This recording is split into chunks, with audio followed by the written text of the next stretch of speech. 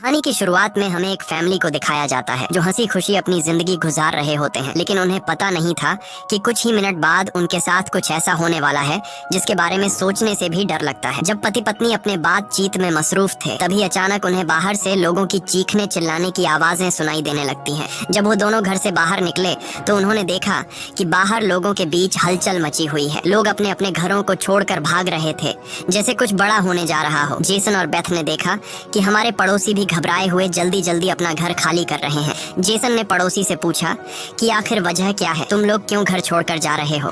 लेकिन वो लोग इतने जल्दी में थे कि उन्होंने जेसन की बात का कोई जवाब नहीं दिया। वहीं उन्होंने देखा कि पड़ोसी का बेटा भी अपना सामान पैक कर रहा है। जेसन ने जब उस बच्चे से पूछा कि तुम लोग कहाँ जा रहे हो, तो उस बच्चे ने जवाब दिया कि मेरे पापा का एक दोस्त गवर्नमेंट ऑफिसर है। उन्होंने कहा कि एक बहुत ही जहरीला वायरस फैल चुका है जो एक नॉर्मल इंसान को मॉन्स्टर में बदल देता है। लेकिन तभी वहाँ उस बच्चे की माँ आ गई और उसे पकड़कर वहाँ से ले जाने लगी। जेसन ने उससे पूछा कि आखिर ये बच्चा किस वायरस की बात कर रहा है, जिस पर इस बच्चे की माँ ने कहा कि अभी बताने का वक्त नहीं है, अपनी वाइफ और बेटी को लो और इस शहर से जितना हो सके दूर निकल जाओ। ये सुनकर जेसन और बेथ बहुत ज्यादा घबरा गए। उसके बाद जेसन बिना सोचे समझे अपनी फैमिली को गाड़ी में बिठाकर शहर से बाहर ले जाने लगता है। मगर रास्ते में उन्होंने देखा कि जो पड़ोसी भाग रहे थे वो वापस लौट रहे हैं। ये देखकर उन्हें और भी अजीब लगने लगा। आगे जाकर ये लोग ट्रैफिक में फंस जाते हैं। जब जेसन और उसकी फैमिली गाड़ी से बाहर उतरे तो उन्होंने देखा कि शहर से बाहर निकलने वाला अकेला रास्ता पुलिस ने बंद कर दिया है। आसमान में यहाँ वहाँ हेलीकॉप्टर्स पहरा देने लगे। लोगों को बताया जाने लगा कि शहर में एक जहरीला वायरस फैल गया है और तुम लोगों को जल्दी से घर वापस लौटना चाहिए। ये बात सुनकर जेसन को कुछ अजीब लगा कि जब शहर में वायरस फैल गया है तो लोगों को शहर से बाहर निकालने के बजाय उन्हें शहर में ही क्यों रहने को कहा जा रहा है। तभी अचानक पास की पहाड़ से एक बड़ा सा पत्थर उनके कार पर आ गिरा। ये देखकर वो लोग बहुत ज्यादा घबरा गए। पहाड़ हिलने लगा। तभी उस पहाड़ के पीछे से दो मिलिट्री के फाइटर जेट्स निकलकर शहर की तरफ बढ़े। वो दो फाइटर जेट्स पूरे शहर पर बमों की बारिश करने लगे, जिससे पूरा शहर राख में बदल गया। जेसन की वाइफ बेथ को फौरन समझ आ गया कि अगर वो पुलिस की बात मानकर घर लौट जाते तो उनका अंजाम बहुत बुरा होने वाला था। उसके बाद वो फाइटर जेट्स सड़क पर मौजूद लोगों की तरफ बढ़ने लगे। ये देखकर सभी लोगों में हलचल मच गई। अब सबको समझ आया कि गवर्नमेंट उन्हें मारना चाहती है। सभी अपनी जान बचाने के लिए यहाँ वहाँ भागने लगे, पर जेसन और बेथ को समझ आया कि वो कहीं भी भाग लें, वो फाइटर जेट्स उन्हें मारकर ही रहेंगे। तभी बेथ ने पीछे मुड़कर पहाड़ पर एक स्कूल देखा और उसे लगा कि बचने के लिए वो जगह बेहतर रहेगी। जिसके बाद जेसन, बेथ और जोई को लेकर स्कूल की तरफ पहाड़ पर चढ़ने लगे। पीछे ब्रिज पर मौजूद लोगों पर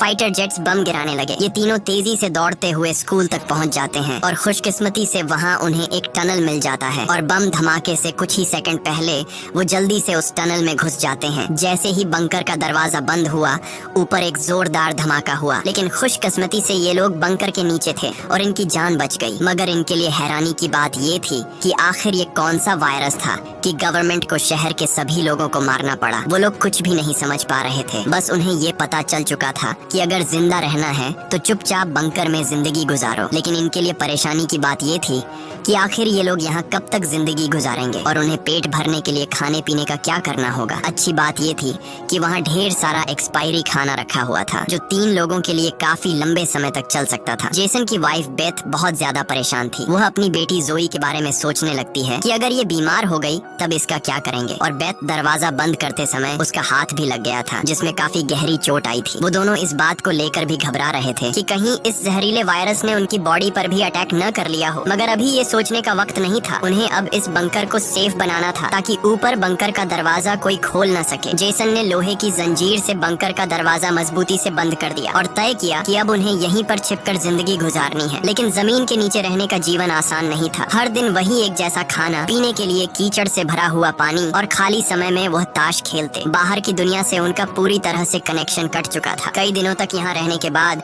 वो लोग बहुत ज्यादा इस बंकर में तंग हो चुके थे। लेकिन वो क्या करते, अगर ऊपर जाते तो उनकी जान नहीं बच पाती। इस जीवन ने जेसन के परिवार को मानो इस दुनिया के अंत का एहसास दिलाया। जोई ने अपने पापा से पूछा, पापा हम यहाँ कब तक रहेंगे? जेसन के पास इस बात का कोई जवाब नहीं था। उसने अपनी बेटी से बस यही कहा, जब बाहर वायरस चला जाएगा तभी हम बाहर जाएंगे। वो अपनी बेटी की आंखों पर उंगलियां रखकर बाहर की दुनिया उससे इमेजिन करवा आता है। इस तरह से दिन गुजरते गए और फिर महीने। उन्हें नहीं पता था कि बाहर निकलने के इंतजार में उन्हें यहाँ इस बंकर में 300 से भी ज्यादा दिन गुजर चुके हैं। जोई अपनी माँ की बनाई हुई पेरिस्कोप से बाहर की दुनिया को देखती है। बाहर चारों ओर बस तबाही का मंजर नजर आ रहा था, जैसे ये पूरी दुनिया जलकर राख हो गई हो। वहाँ किसी भी इंसान का नामो निशान तक नहीं था। ये सब देखकर उस छोटी बच्ची को लगने लगा कि शायद हम इस दुनिया के आखिरी बचे हुए लोग हैं। माँ ने उसे दिलासा दिया कि तुम ऐसा मत सोचो, शायद तुम्हारे दोस्त भी हमारी तरह कहीं छुपे हुए हों। अब रात हो चुकी थी और डिनर का समय हो चुका था। उनके पास अब खाना भी कम बचा हुआ था, इसीलिए वो तीनों थोड़ा सा खाना खाकर काम चला रहे थे। लेकिन आज जोई की जिद पर उसे पूरा एक कैन का डिब्बा दिया गया। जोई ने जब टिन का डिब्बा खोला तो उसने देखा कि टिन का डिब्बा अंदर से खाली है। इस डिब्बे के पीछे की तरफ एक छोटा सा छेद था, शायद कोई चीज इसमें से खाना चुरा गई थी। बेथ ने सारी बची हुई डिब्बों की जांच की तो पता लगा कि पूरे 12 डिब्बे खाली थे। ये देखकर वो बहुत ज्यादा परेशान हुए, क्योंकि ये तो उनके 2 हफ्तों का राशन था। बेथ ने वेंटिलेशन जाली की तरफ देखा और अंदाजा लगाया कि शायद कोई चूहा अंदर आकर खाना ले गया। बेथ ने कहा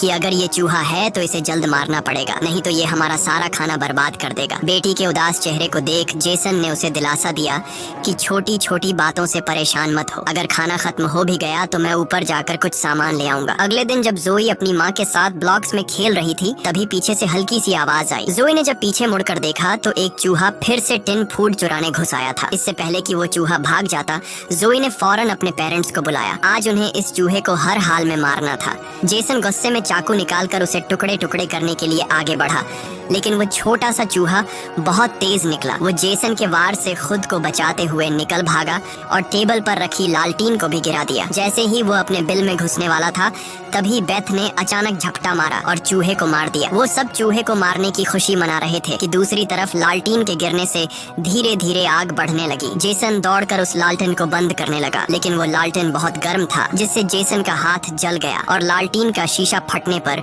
पूरे टेबल में आग लग गई। बेथ ने पर्दा फाड़कर आग बुझाने की कोशिश की। जेसन ने नल से आधी बाल्टी पानी निकालकर उस आग पर डाला। जैसे तैसे करके उन दोनों ने उस आग को बुझा लिया, लेकिन खतरा अभी टला नहीं, बल्कि अब उनके लिए और भी मुश्किल बढ़ने वाली थी, क्योंकि आग तो वो लोग बुझा चुके थे, मगर आग से निकलने वाले धुएं ने पूरे बंकर को धुएं से भर दिया था और वह धुआं धीरे धीरे वेंटिलेशन जाली से ऊपर की तरफ निकल रहा था। ये देखकर वो सब घबरा गए, क्योंकि ये धुआं उनका वहाँ होने का ठिकाना जाहिर कर रहा था। अब सब लोग सांस रोक कर बैठे थे। जेसन ने कहा कि शायद रात का अंधेरा धुएं को छुपा लेगा और किसी को हमारे ठिकाने के बारे में पता नहीं चल पाएगा। वो तीनों डर के साए में पूरी रात जागते रहे। अगली सुबह उन्होंने खुद के तसल्ली के लिए पेरिस्कोप से बाहर झांक कर देखा तो उनके पैरों तले जमीन खिसक गई। उन्होंने देखा कि बाहर तो पूरा धुएं का गुबार उठा हुआ था। ये देखकर उन लोगों की बेचैनी बढ़ने लगी। उन्हें पूरा यकीन हो गया था कि उनके ठिकाने का राज खुल चुका है। तभी बीत ने कहा कि अगर धुआं उठा है तो उस पास राख भी जमा हुआ होगा, जिसकी जांचबीन करते हुए हमारे ठिकाने का पता चल सकता है। इसीलिए अब हमें राख की सफाई करनी होगी। जिसके बाद पति पत्नी ने बाहर जाकर सफाई करने का फैसला किया। जाने से पहले जेसन ने अपनी बेटी जोए से कहा कि जोए, मुझे प्रॉमिस करो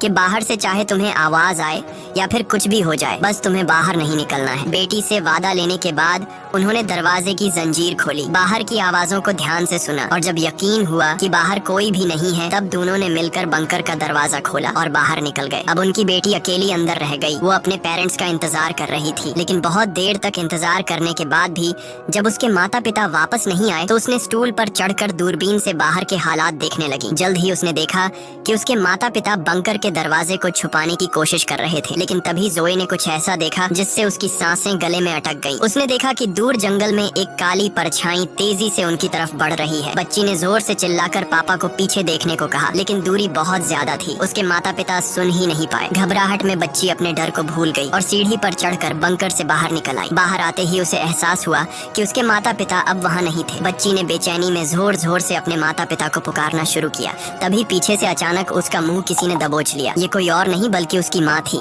कुछ सेकंड्स बाद एक जंगली हिरण का झुंड तेजी से वहाँ से गुजरा। हालांकि वो तीनों बाल बाल बचे, लेकिन बीत का डर और ज्यादा बढ़ने लगा। इन हिरणों का इस तरह भागना जरूर किसी खतरनाक चीज से बचने की कोशिश थी।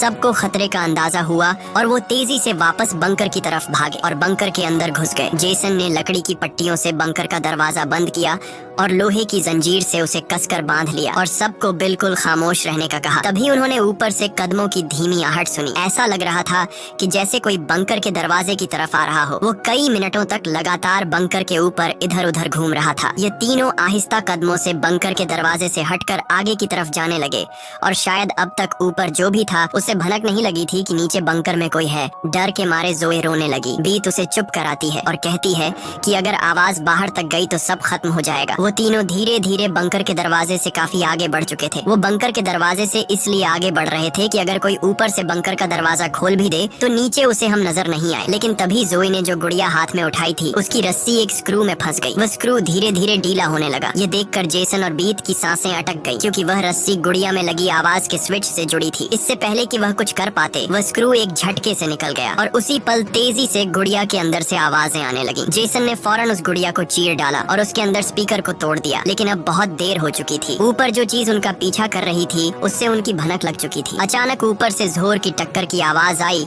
और फिर भारी कदमों की गूंज सीधा बंकर के दरवाजे के ऊपर रुक गई। उसने आखिरकार उनका ठिकाना ढूंढ ही लिया और उसे खोलने की कोशिश करने लगा। वह बंकर के ढक्कन को जोर से धकेल रहा था और जंजीरों से बंद होने के बावजूद खतरा साफ महसूस हो रहा था। और ऊपर के राक्षस को पता चल चुका था कि जरूर नीचे कोई मौजूद है। हालांकि वह दरवाजा मजबूत जंजीरों से बंद था, लेकिन उस चीज की भयानक ताकत के सामने वह जंजीरें एक एक करके टूटने लगी। यह देखकर जेसन को पता चल चुका था कि दरवाजा अब ज्यादा देर टिक नहीं पाएगा। इसलिए वो तेजी से अंदर भागा और वाटर पंप का पाइप उखाड़ने लगा। यहाँ बेथ ने भी हिम्मत दिखाई और सीढ़ी पर चढ़कर अपने शरीर का वजन इस्तेमाल करते हुए चैन को खींचकर दरवाजा बंद रखने की कोशिश करने लगी। लेकिन फिर भी लोहे का ढक्कन धीरे धीरे खुलने लगा। तभी उसी वक्त दरवाजे के ऊपर एक काला साया नजर आया जिसकी आंखें एक बल्ब जैसी चमक रही थीं, जैसे उन तीनों की मौत ऊपर से उनको देख रही हो। जेसन ने बिना सोचे पाइप से उस पर हमला कर दिया जिससे वो पीछे गिर पड़ा। जेसन ने जल्दी से वो पाइप दरवाजे में फंसाकर दरवाजे को बंद कर दिया और वो चीज वहाँ से भाग जाती है। लेकिन जेसन का शरीर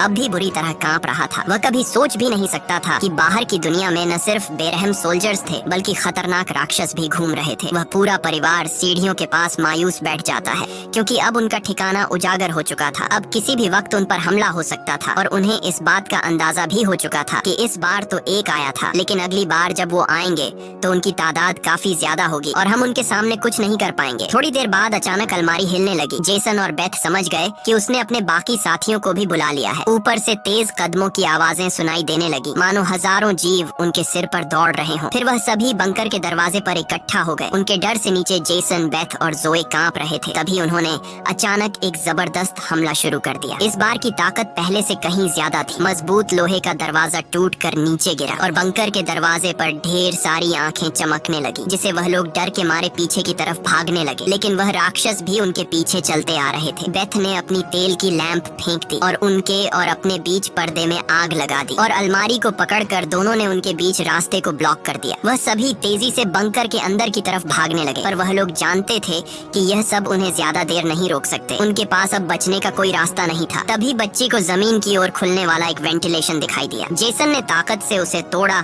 और पूरी जान लगाकर अपनी पत्नी और बेटी को बाहर की ओर धकेल दिया। लेकिन जब खुद बाहर निकलने की कोशिश की तो तंग जगह के कारण वह अटक गया। दूसरी तरफ राक्षस उसकी ओर बढ़ रहे थे। अब जैसे तैसे करके जेसन को यहाँ से निकलना था। उसे कोई दूसरा रास्ता नजर नहीं आया, इसलिए उसने अपने कंधे की हड्डी तोड़ डाली, जिससे वह दर्द से चीखने लगा। पर जल्दी से वह खुद को संभालकर वेंटिलेशन में घुस गया। बेथ बिना समय गवाए पूरी ताकत से जेसन को बाहर खींचने लगी। जेसन जैसे ही बाहर निकलने ही वाला था, तभी एक विशाल जीव ने आकर जेसन के पैर को पकड़ लिया। जेसन समझ गया कि अब उसका बच पाना नामुमकिन है। अब भाग निकलने की कोई उम्मीद नहीं थी। जेसन ने अपनी पत्नी से आंखें मिलाते हुए कहा कि जो भी हो जाए जोए को कुछ नहीं होने देना, और अगले ही पल वह राक्षस उसे बंकर में खींच लेता है। लेकिन जेसन बंकर में राक्षस से डरने के बजाय उनसे कहता है कि आओ देखता हूँ तुम में कितना दम है। बेथ और जोए ने जब नीचे देखा तो बंकर में से तेज चीखने की आवाजें आ रही थी। बेथ समझ गई कि उसका पति उन्हें भागने का समय देने के लिए लड़ रहा है। वह दर्द में भी अपनी बेटी को लेकर वहाँ से निकल पड़ी और राक्षस से बचते हुए वह काफी दूर आए। लेकिन भागते भागते उन्हें कुछ अजीब महसूस हुआ। उन्होंने देखा कि जो हाईवे बाहर की दुनिया तक खुलता था, अब वहाँ ऊंची दीवार खड़ी थी, यानी अब इस शहर से कोई भी बाहर नहीं निकल सकता है। तभी वहाँ हेलीकॉप्टर दूर से उड़ता हुआ आया। जब बेथ ने पीछे मुड़कर देखा तो वह एक आर्मी हेलीकॉप्टर था। वह हेलीकॉप्टर तेजी से उनके पास आकर उन पर अपनी तेज स्पॉटलाइट चमकाई। ये दोनों जैसे ही वहाँ से भागने वाले थे, तभी ऊपर से उन पर एक बड़ा जाल आ गिरा, जिसमें ये दोनों फंस गए। वह दोनों हर एक संभव तरीके से जाल से खुद को छुड़ाने की कोशिश करने लगी, लेकिन जाल ने इन दोनों को बुरी तरह से जकड़ लिया था। बेथ ने जाल की जाली के बीच से देखा कि कुछ हरी आंखों वाले काले साए उनके पास आ रहे हैं। तभी यहाँ हमें कहानी का असल राज मालूम हुआ। ये जो बंदूक थामे पीली आंखों वाले लोग जिसे हम राक्षस समझ रहे थे, ये असल में कोई एलियन या फिर वायरस से इन्फेक्टेड लोग नहीं थे, बल्कि ये तो मिलिट्री के सोल्जर्स थे जो गैस मास्क और नाइट विजन ग्लासेस लगाए हुए थे। वही आंखें जिसकी पीली चमक उन्हें किसी दूसरी दुनिया का दिखा रही थी। लेकिन सवाल आता है कि आखिर आर्मी वाले इन लोगों के जान के दुश्मन क्यों बने हुए थे।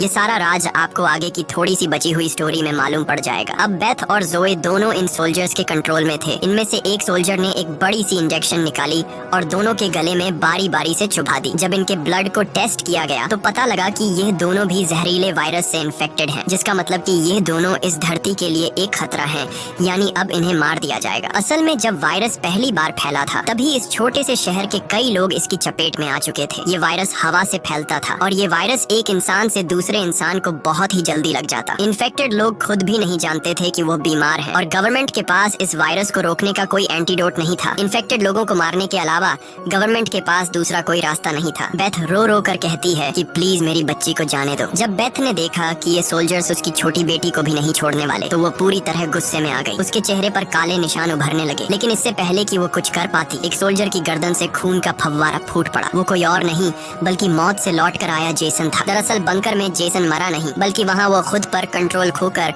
वहाँ सभी सोल्जर्स को मार डाला। उस वक्त वो बहुत ज्यादा गुस्से में था। चेहरे पर काले निशान और आंखें गुस्से से लाल थीं और उसके जिस्म की ताकत कई गुना बढ़ चुकी थी और साफ दिख रहा था कि वो अब पहले वाला जेसन नहीं बल्कि वह एक अलग रूप में दिखाई दे रहा था। वो सोल्जर्स पर झपट झपट कर उन्हें मारने लगा, लेकिन वह गर्म हथियारों की गोलियों को नहीं रोक पाया और जमीन पर गिर गया। जब वो सोल्जर बेथ और जोए की तरफ बढ़े तो वह दोनों जाल तोड़कर भाग चुकी थी। सोल्जर्स उन्हें यहाँ वहाँ ढूंढने लगे, लेकिन उन्हें ये अंदाजा नहीं था कि बेथ भी एक राक्षसी रूप में बदल चुकी थी। उसने जोए को एक कार के अंदर छुपा दिया और खुद उन सोल्जर्स से लड़ने लगी। उसने कई सोल्जर्स को मार गिराया और फिर खुद भी गोली लगने से कार की छत पर गिर पड़ी। अंधेरे में छुपी उसकी बेटी ने ये सब देख लिया। अपने माता पिता की हालत देखकर वह भी गुस्से में आकर अपना आपा खो बैठी। एक छलांग में उसने एक सोल्जर को गिराकर उसका मास्क तोड़ दिया और उसे मारने ही वाली थी कि बेथ ने समय रहते उसे रोक दिया। वो नहीं चाहती थी कि उसकी बेटी भी एक दरिंदा बन जाए। बेथ ने उसे शांत किया। धीरे धीरे लड़की की नसों की हरियाली गायब हो गई और वो फिर से इंसान में बदल गई। लेकिन सोल्जर की किस्मत इतनी अच्छी नहीं थी। उसका सेफ्टी मास्क टूट चुका था और वो धीरे धीरे वायरस से इन्फेक्टेड हो गया। दूसरी तरफ जेसन की हालत बहुत गंभीर थी। उसने बेटी के चेहरे को देखकर अपने हाथ की 2 उंगलियां उसकी आंखों से फेरी और जेसन ने हमेशा के लिए आंखें बंद कर ली। उसी वक्त एक और हेलीकॉप्टर आ गया। बेथ अपनी बेटी को लेकर भागी। कबाड़ के ढेर से गुजरते हुए वो एक सुरंग में घुस गए। तभी वहाँ एक रोशनी उनकी आंखों पर पड़ी। देखने पर पता चला कि सामने वही पड़ोस का छोटा लड़का था जिसे हमने कहानी की शुरुआत में देखा था। फिर ये दोनों उसके पीछे चल पड़े। वो लड़का उन्हें एक गुफा जैसी टनल में ले पहुंचा जहाँ उस लड़के के माता पिता और भी कई सारे लोग छुपे हुए थे। असल में वहाँ उनके जैसे ही वायरस से इन्फेक्टेड लोग थे। जिंदा रहने के लिए वो सभी अंधेरे में चूहे जैसी जिंदगी गुजारने पर मजबूर थे। ये वायरस खतरनाक जरूर था लेकिन जानलेवा नहीं। ये वायरस इन्फेक्टेड इंसान के जिस्म पर तब ज्यादा जोर करता जब वो डर जाता या फिर गुस्से पर काबू नहीं रख पाता। लेकिन असल में उन लोगों ने खुद पर काबू पाना सीख लिया था। वो लोग शहर के सोल्जर्स को राक्षस समझते थे, लेकिन असल में वो खुद राक्षस थे। इसी के साथ ये कहानी खत्म हो जाती है। अगर वीडियो आपको अच्छी लगी हो